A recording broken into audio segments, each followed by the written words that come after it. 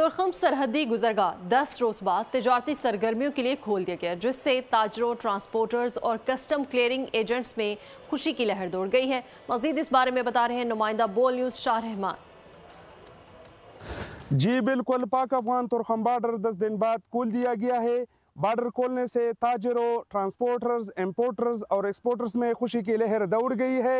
और इस वक्त भी आप देख सकते हैं कि बॉर्डर के दोनों तरफ से इंपोर्ट और एक्सपोर्ट की गाड़ियां रवाना हो गई है।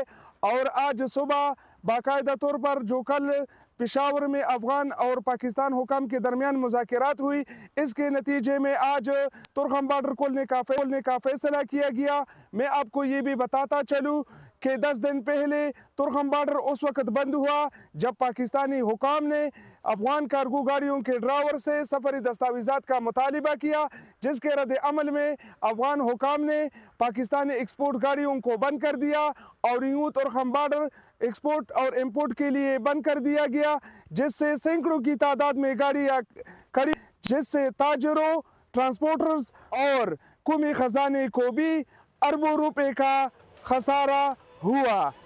जी सब्सक्राइब करें और बेल दबाएं ताकि कोई खबर रह न जाए।